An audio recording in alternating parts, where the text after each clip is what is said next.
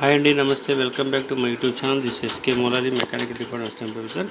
So ఈరోజు మీ ముందు ఒక టాపిక్ తీసుకొస్తున్నాను. ఆ టాపిక్ వచ్చేసి బయోగ్యాస్ జనరేషన్. అసలు బయోగ్యాస్ జనరేషన్ ఏ విధంగా జరుగుతుంది, సో దాని గురించి ఎక్స్ప్లెనేషన్ ఎంత పర్సెంట్ జరుగుతుందో ఏంటో మీకు క్లారిటీ ఎక్స్ప్లెయిన్ చేస్తాను. టైప్స్ ఏంటంటే సో ఇక్కడ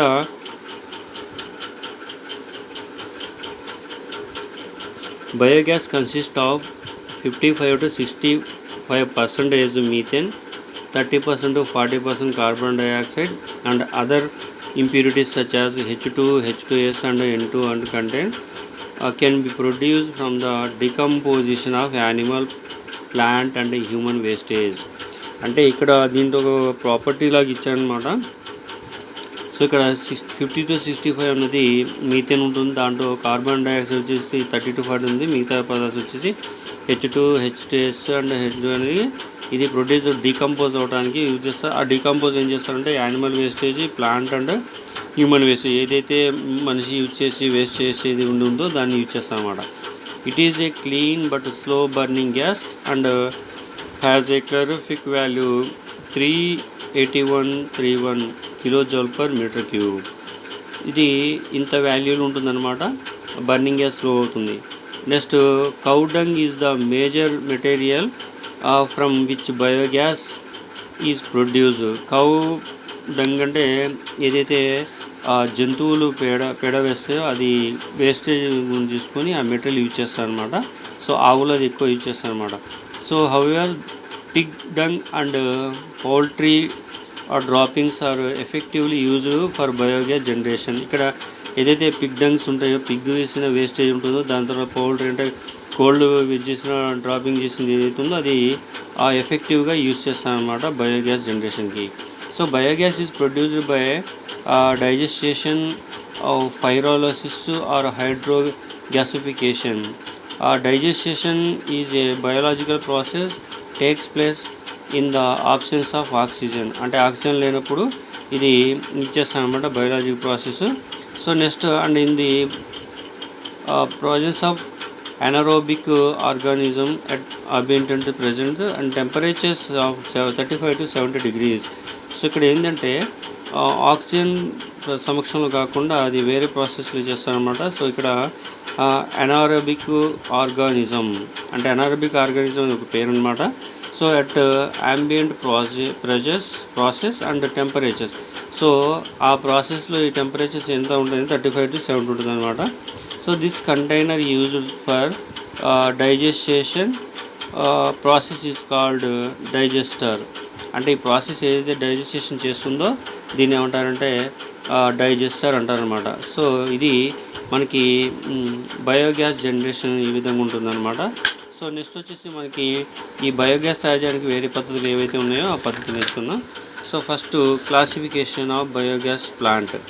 సో క్లాసిఫికేషన్ ఆఫ్ బయోగ్యాస్ ప్లాంట్లో ఎన్ని టైప్స్ ఉన్నాయి ఏంటి మనం చూస్తున్నట్టయితే, సో ఇక్కడ biogas plant can be classified based on the following criteria. So ఏదో ఒక క్రైటీరియా బేస్ చేసుకుని ఇవి క్లాసిఫికేషన్స్ ఉన్నాయన్నమాట. ఆ క్లాసిఫికేషన్ ఏంటంటే first one based on the method of digestion.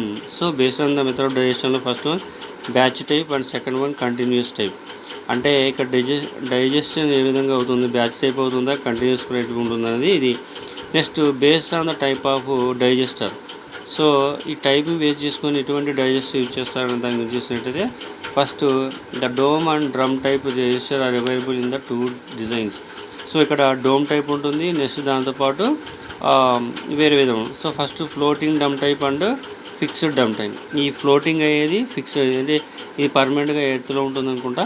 ఇది వచ్చేసి మనకి ఆ ఎర్త్ నుంచి కొంచెం పైకి వస్తుంది అనమాట. ఇవి టైప్స్ ఆఫ్ క్లాసిఫికేషన్లో పాస్ అన్నాం. Next continuous and batch type of plant use చేసినట్టయితే ఇక్కడ కంటిన్యూస్ ఏ విధంగా ఉంటుందో చూద్దాం. So first in continuous plant there is a single digester in which the raw materials are charged regularly and the process goes on without intermination except repair of the cleaning. అంటే continuous process ఏంటంటే ఇక్కడ repair చేయడం, clean చేయడం కాకుండా మిగతా అనేది యాజిటీవ్స్గా raw material తెచ్చుకోవడం, charge చేయడం ఇవన్నీ కంటిన్యూగా ఉంటాయన్నమాట. నెక్స్ట్ వచ్చేసి in batch plant material or charged between the intervals and the plants is emptied once the process digestion the complete. So ఇక్కడ ఏదైతే ప్లాంట్స్లో ఎంప్టీ అవుతుందో దాన్ని ఏం చేస్తారంటే ప్రాసెస్ మళ్ళీ కంటిన్యూ చేస్తూ చార్జ్ చేస్తూ ఉంటారనమాట. సో ఇది continuous and batch type biogas plant. Next floating type digester. So ఈ ఫ్లోటింగ్ టైప్ డైజెస్టర్ ఏ విధంగా ఉంటుందో చూసినట్టయితే మనకి సో దీంట్లో biogas is produced by the digester, which is a biological process that occurs in the absence of oxygen and the presence of the anaerobic organism at atmosphere pressure and the temperature 35 to 70 degrees. So 35 to 70 degrees దగ్గర ఇక్కడ ఏదైతే aerobic organism ఉందో దాన్ని use చేసుకొని options ప్రెజెన్స్లో చేస్తారనమాట. So the container in which the section of the biological cancer 2 types అనమాట, design అనమాట. ఇక్కడ ఏదైతే the container in which this digester takes place is known as the digester. అది ఏదైతే కంటైనర్లో ఈ డైజెషన్ యూజ్ చేస్తారో దాన్ని ఏమంటారంటే డైజెస్టర్ అంటారు. సో ఇక్కడ కన్సిస్ట్ ఆఫ్ 2 మెయిన్ పార్ట్స్ అనమాట. Digester or pit and gas dome. Collector అయితే గ్యాస్ కలెక్టర్. ఇందులో టైప్స్ ఆఫ్ 2 ఉంటాయి అనమాట గ్యాస్ ప్రాసెస్లో. ఇక్కడ చూద్దాం. ఫస్ట్ వచ్చేసి డైజెస్టర్ ఈజ్ ఏ పిట్, అంటే దీనికి ఒక నేమ్ అనమాట బయోగ్యాస్ డైజెస్టర్ తయారు చేయడం కోసం. సో ఇక్కడ ఉన్న వాల్యూ ఏదంటే మనం చూద్దాం ఇప్పుడు. సో ఇక్కడ చూడండి, the depth of the pit varies from 3.5 to 6 meters and diameter from 1.5 to 6 meters. So దీని యొక్క డెప్త్ ఎంత ఉంటుందంటే 3.5 to 6 meters ఉంటుందన్నమాట. డయామీటర్ వచ్చేసి 1.5 to 6 meters ఉంటుందన్నమాట. The dimensions of the digester depend upon the gas generating capacity base చేసుకుని దీనికి depend ఉంటుందన్నమాట. తర్వాత partition walls are the centre divides the pit into the 2 vertical components. The bottom of the pit is finished with the cement concrete basement. There was 2 slanting cement pipes which enter into the pit on the eastern side on the portion.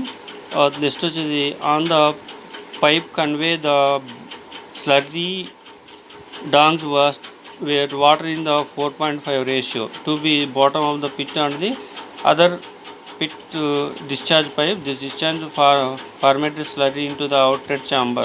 The outlet chamber is below the level of the inlet chamber. As soon formation of the drink pitch, as soon as the fermentation of the drink pitch up, the generation of the gas starts and accumulated in the dome, which is the hemispherical roof of the digester. Dome of the fabricated from the mild steel. So when the sufficient gas accumulated, it can be tapped through the pipe provided at the top of the gas holder. Biogas finds the generated application in cooking, lighting. The use of biogas improves sanitary conditions, also prevent the environmental pollution. అంటే ఇక్కడ ఏం లేదు, diagram చూసినట్టు మనకి ఈజీగా అర్థమైపోతుంది. So ఇక్కడ వచ్చేసి డైజెస్టర్ అనమాట, బయోగ్యాస్ డైజెస్టర్. ఇందులో డిఫరెంట్ పార్ట్స్, ఇంటెక్, ఇది వచ్చేసి అవుట్లెట్ గ్యాస్, ఇది డోమ్ గ్యాస్ హోల్డర్, ఇక్కడ గ్రౌండ్ లెవెల్, ఇక్కడ అవుట్లెట్ ట్యాంకు, ఇక్కడ గ్యాసెస్ ఫామ్ అవుతాయి, ఇది పిచ్ అనమాట. సో ఇక్కడ వచ్చేసి పార్టీషన్ వాల్, ఇక్కడ concrete basin, brick wall. So ఇక్కడ ఏముంటుంది, 2 పైప్స్లా ఉంటాయి అనమాట, లెఫ్ట్ ఒకటి రైట్ ఒకటి. సో ఈ ఇంటేక్లో వచ్చేసి స్లర్రీ పోస్తారు. ఎప్పుడైతే స్లర్రీ పోస్తారో ఈ ఆరో మార్క్ ద్వారా ఇక్కడ వస్తుంది అనమాట ఇన్ పాయింట్. సో ఇక్కడ అడ్డు కూడా అంటారు, దీన్ని ఏమో పార్టీషన్ వాల్ అంటారు. సో ఎప్పుడైతే ఇవి బర్నింగ్ అయి ఉంటుందో, బర్నింగ్ అయినప్పుడు గ్యాస్ ఫామ్ అవుతుంది అనమాట పిచ్. ఇక్కడ గ్యాస్ ఫామ్ అయిన తర్వాత ఎప్పుడైతే ఈ గ్యాస్ ఎక్సెస్గా ఉండి డోమ్ ద్వారా గ్యాస్ అవుట్లెట్ వెళ్తుందో, ఈ పిచ్ సెకండ్ వన్ నుంచి ఇక్కడ ఉన్న పార్ట్ అవుతుందో పార్షల్ పార్ట్లో ఇక్కడ బ్రిక్ వాల్ నుంచి అవుట్లెట్ పైప్ నుంచి ఇక్కడ అవుట్లెట్ ట్యాంక్ ద్వారా వస్తుంది గ్రౌండ్ లెవెల్. సో ఇక్కడ కాంక్రీట్ బేసిన్ చేసుకుని తయారు చేస్తారనమాట.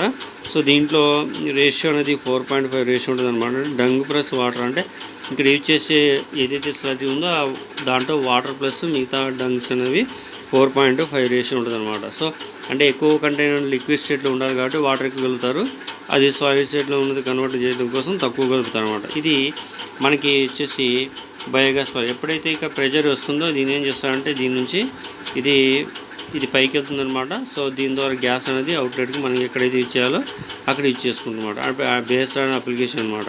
సో ఇది వచ్చేసి మనకి డైజెస్టర్ పిచ్ అనమాట. Next fixed dome digester. అంటే ఇది ఫిక్స్డ్ డైజెస్టర్ ఎందుకను అంటే ఇక్కడ ఎర్త్ లోపలగా ఉంటుందన్నమాట. ఇది సర్కిల్గా ఉంటుంది. సో ఇది ఫిక్స్ చేసేటప్పుడు దీంట్లో డిస్ప్లేస్మెంట్ ట్యాంక్స్ ఉంటాయన్నమాట. అవుట్లెట్ పైపు, ఇన్లెట్ పైపు, తర్వాత గ్యాస్ పైపు, ఇక్కడ మ్యాన్ హోల్, లూజర్ కవర్, ఇది స్లర్రీ. సో ఇక్కడ ఏంటంటే సింపుల్గా జరిగే ప్రాసెస్లో the gas holder can the digester are combined. ఇక్కడ డోమ్ ఏదైతే ఉందో రెండు కంబైన్డ్గా ఉంటాయన్నమాట. So it is built below the ground level and is the best suited for the batch process. So ఇది గ్రౌండ్ లెవెల్లో ఉంటుందన్న బ్యాచ్ ప్రాసెస్లో బెస్ట్ ఉంటుందన్నమాట. The gas generator is taken out from the top. So ఇక్కడ gas generate అయింది, ఈ gas pipe నుంచి బయట తీసుకుంటారనమాట. ఈ movable manhole cover sealed with clay is provided the top. ఇక్కడ మ్యాన్ హోల్ ఏదైతే మూవల్ ఉందో అది సీల్ విత్ చేసుకొని ఉంటుందన్నమాట.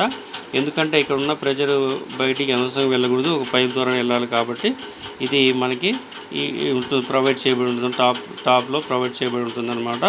సో దీంట్లో ఇక్కడ ఇది అవుతుంది అంటే ఇంకా మనకి ఈ పార్ట్ అవుతుందో ఇది వేస్టేజ్గా అవుట్ సైడ్ వెళ్తుంది, ఇక్కడ ఇన్సైడ్లో ఇది వస్తుందన్నమాట.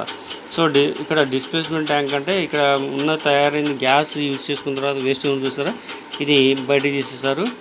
ఎక్కడైతే వేస్టేజ్ యూజ్ చేసుకోవాలో అక్కడ అనేది మనం ఇది యూజ్ చేసుకోవచ్చు. దీన్ని ఫిక్స్డ్ డోమ్ డైజెస్ట్ ఎందుకన్నారంటే ఇది ఎటువంటి పొజిషన్ మూవ్ అవ్వదన్నమాట. ఇది ఒక వాల్యూమ్ అనమాట, మూవ్ అవ్వడానికి ఛాన్స్ లేదు. సో ఇన్సైడ్లోనే గ్యాసెస్ ప్రిపేర్ అవుతాయి అన్నమాట. 2 months అలా ఉన్న తర్వాత మేబీ 1 month కావచ్చు. సో ఏంటంటే some taking days or hours అనమాట. సో అప్పుడు మనకి ప్రెజర్ అనేది వస్తుంది, ఆ ప్రెజర్ నుంచి గ్యాస్ కన్వర్ట్ అవుతుంది అనమాట. గ్యాస్ నుంచి మనం ఎక్కడ యూజ్ చేయాలో అప్లికేషన్ అక్కడ యూజ్ చేయొచ్చు అనమాట. సో ఇక్కడ వచ్చేసి మనకి comparison of floating drum and fixed drum type digester. అంటే బయోగ్యాస్ ప్లాంట్లో ఈ టైప్స్ ఏవైతే ఉన్నాయో వాటికి మధ్యలో వేరియేషన్ అనమాట ఎలా ఉంటుంది చూసినట్టయితే మనకి. So first biodigester is commonly known as the biogas plant. So biogas plant biodigester అంటారు అన్నమాట. The difference between the floating drum and fixed dome digester అంటే ఫిక్స్డ్ డ్రైకి తర్వాత మూవ్ అయ్యేదానికి తేడా అనమాట. So first one floating drum type of digester constant pressure, whereas fixed drum has a variable gas pressure. So ఇక్కడ constant pressure ఉంటుంది, ఇక్కడ variable gas pressure అనమాట. Next floating drum type digester was more cost compared to the fixed dome type digester. ఎందుకంటే ఇది move అవుతుంది కాబట్టి cost ఎక్కువ, ఇది మూవ్ అవుతుంది కాబట్టి కాస్ట్ తక్కువ అనమాట.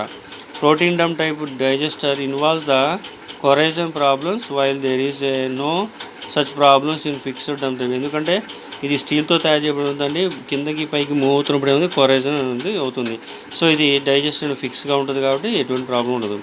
Next the life of floating drum type digester is less than the life of fixed drum type of digester. అంటే ఫిక్స్గా ఉన్నదానికంటే ఆ మూవ్ అయ్యేది ఏదైతే ఉందో దానికి టైం అంటే లైఫ్ టైం అనేది చాలా తక్కువ, ఎందుకంటే కొరేజన్ పట్టినప్పుడు ఇది డ్యామేజ్ అవుతుంది. సో ఇక్కడ ఇన్సైడ్లో ఉండేది కొరేజన్ ఉండదు.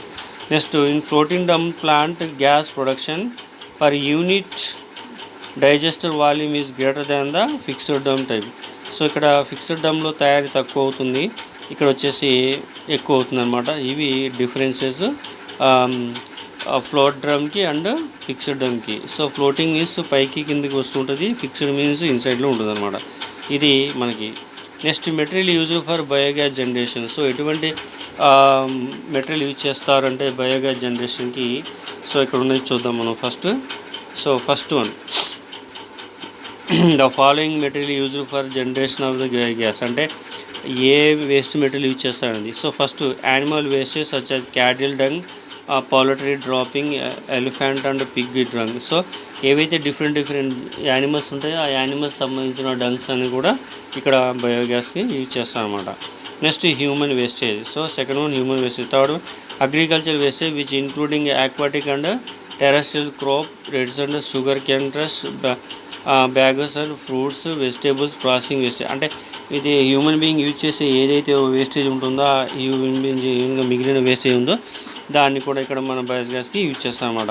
Next wastage of aquatic origins. So wastage of aquatic అంటే ఏదైతే వేరే విధంగా ఉందో దాన్ని కూడా యూజ్ చేస్తారు. నెక్స్ట్ ఇండస్ట్రియల్ వేస్టేజ్ అయితే ఏది ఉందో అది ఏదైనా కావచ్చు. సపోజ్ చెరుకు గడలు పిప్పి చేసిన తర్వాత యూజ్ చేసేది కూడా మనం ఇది యూజ్ చేయొచ్చు అనమాట. ఇటువంటి మెటీరియల్స్ అన్ని మనం బయోగ్యాస్లో యూజ్ చేస్తాం. నెక్స్ట్ కెపాసిటీ ఆఫ్ బయోగ్యాస్, అంటే బయోగ్యాస్ కెపాసిటీ ఎలా ఉంటుంది ఏంటి చూసినట్టయితే మనకి ఇక్కడ చూద్దాం. So digestation tanks are provided which cover to retain the gas. The optimum size of the biogas plant depend upon the following things. అంటే ఈ బేస్ చేసుకొని బయోగ్యాస్ కెపాసిటీ అనేది ఉంటుందన్నమాట. So first one, volume of the wastage to be digested daily, ఎంతవరకు daily use చేస్తాము అన్నది. Next the type of amount of wastage available for digestion consistently, అంటే ఇక్కడ ఏదైతే టైప్ యూజ్ చేస్తామో అమౌంట్ ఆఫ్ వేస్టేజ్ అది బేస్ చేసుకొని. నెక్స్ట్ పీరియడ్ ఆఫ్ డైజెషన్, ఎన్ని అవర్లకి ఇది అవుతుందని. Next climatic condition of the region, so రీజియన్ని బేస్ చేసుకొని క్లైమాటిక్ కండిషన్స్ దానికి కెపాసిటీ చేస్తాం. Type of the cover, so దాని మీద యూజ్ చేసే కవర్ ఏదైతే ఉందో ఆ కవర్ అనమాట. So capacity of biogas equation ఒకటి ఉందన్నమాట. సో ఆ ఈక్వేషన్ ఏముంటుంది చూద్దాం. The capacity of digester tanks may be expressed as capacity is equal to V1 plus V2 by 2 into T. సో T means temperature, period of design time అవుతుంది. ఇక్కడ V1 అంటే volume of rate wasted daily, V2 అంటే volume of the waste after digestation. అంటే digestion అంటే digestion ఏంటంటే ముందు ఇక్కడ యూజ్ చేసేది V1 అంటే వాల్యూమ్ ఆఫ్ ద రా ఏదైతే ఎంటర్ చేస్తామో అది అనమాట. నెక్స్ట్ V2 అంటే వేస్టేజ్ అయిన తర్వాత జరిగే ప్రాసెస్, అంటే జరిగిన తర్వాత. Next PT period of design, అంటే డైజెషన్ ఎంత టైంలో డైజెషన్ అయింది ఇది అనమాట. Next starting of biogas plant. So biogas plant ఏ విధంగా స్టార్ట్ చేస్తారు ఏంటి మనం చూసినట్టయితే ఇక్కడ. సో ఫస్ట్ వన్ చూడండి ఇక్కడ, when the construction of over is the necessary to decide the feed of the adapter. So digester ఏదైతే ఫిక్స్ అవుతుందో ఆ fix. If cattle dung is kept the anaerobic digestion mixing with the water 1:1 ratio at 37 degrees centigrade. 37 degrees centigrade దగ్గర 1:1 reaction use చేస్తారన్నమాట. The use of gas production starts 20th day. So ఎప్పుడైతే fix అయ్యి 20 days అవుతుందో అప్పుడు start అవుతుంది అనమాట. But if the influent of the mixed with efficient slurry then the gas production start early. So ఎఫిషియెంట్గా కరెక్ట్గా కలిపినైతే సరే అది తొందరగా స్టార్ట్ అవుతుంది అనమాట. The gas production rate is increasing with in the increase the quality of the efficient slurry. So ఇక్కడ ఏదైతే స్లర్రీ ఉంటుందో స్లర్రీ తయారు చేసే విధానాన్ని బట్టి బేస్ ఉంటుంది అనమాట. సో ఎఫిషియెంట్గా ఉంది తొందరగా స్టార్ట్ అవుతుంది, లేదంటే కొంచెం లేట్ అవుతుంది అనమాట. ఇది if the digester feed in the agriculture residues the gas having more than the 50% methane can be obtained only within 2 days the starting of the digester. So ఇక్కడ అగ్రికల్చర్లో యూజ్ చేసే రెసిడ్యూస్ ఏవైతే ఉన్నాయో అది తొందరగా స్టార్ట్ అవుతుంది, దాంతోపాటు 50% కానీ 2 daysలో స్టార్ట్ అవుతుంది అన్నమాట డైజెషన్ అనమాట. So next utilisation of biogas ఎక్కడ యూజ్ చేస్తారంటే the main products of the biogas plants are use for gas and organic manner. Biogas is a flammable gas and it is used for cooking, lighting, operating small engines. The power generated by the biogas plant may be used for pumping water.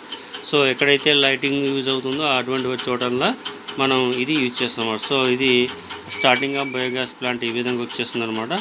So next వీడియోలో మనం next topic నేర్చుకుందాం, దాన్ని టైడల్ energy conversion next వీడియోలో చెప్తాను. Thank you for watching this video.